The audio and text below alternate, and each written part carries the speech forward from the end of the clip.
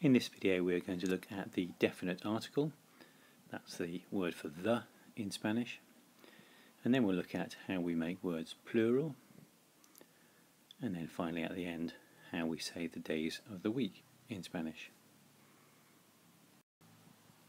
So first of all, to the definite article, el artículo definido. That's the Spanish word for the, or rather the Spanish words for the, because as you can see at the top here there are 4 of them: el, la, los and las. We met the indefinite article before. That's the words for a or some in the plural, and you might remember that Spanish had 4 separate words there: un and una for a, masculine and feminine, and the plurals unos and unas for some, again masculine and feminine.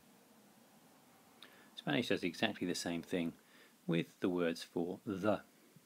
So first of all we have the masculine singular word el, and then the feminine singular word la. If we want to say the before a plural noun and the noun is masculine, we have los, and the before a feminine plural noun is las. Next up we have the plural, el plural. In order to make nouns plural in Spanish, we do one of 2 things. If the noun ends in a vowel, then we are simply just going to add the letter S to it. So for example, you can see below el libro, the plural of which is los libros. If a noun ends in a consonant, then we need to add es to it. So if you look below at el ordenador, the 4th example down here, the plural of that is los ordenadores.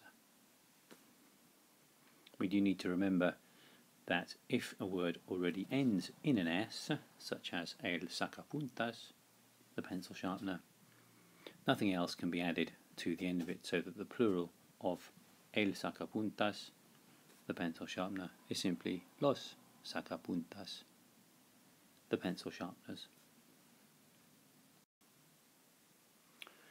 Okay, so now for a little practice, un poco de práctica. Look at the words that we have met so far and try to remember how to say them in Spanish. Which would be the correct definite articles to use? Are you going to use el, la, los or las? The best bet now would be to pause the video for a moment whilst you think through the translations of these 9 short phrases. When you're ready and you think you've got the answers to all of them, press play again and we'll go on to the next slide. Okay, how do you do? Here's what you should have come up with. Where it said before the book in English, you should have had el libro. El libro. Where we had the exercise books, los cuadernos. Where we had the rubber, la goma.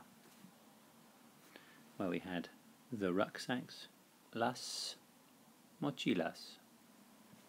And the rulers, las reglas. The pencil cases should have been los estuches. The doors, las puertas. The window, la ventana. And finally, remembering that you couldn't add an S, los sacapuntas. And so finally in this video we come to the days of the week, los días de la semana. The days of the week are all masculine in Spanish, and I'll just run through the pronunciation of them for you now. We have first of all lunes, martes, miércoles, jueves, viernes, sábado, domingo. The days of the week all follow the usual rules for pluralization, so that, for example, Mondays or on Mondays would be los lunes. I've made the word el plural to los.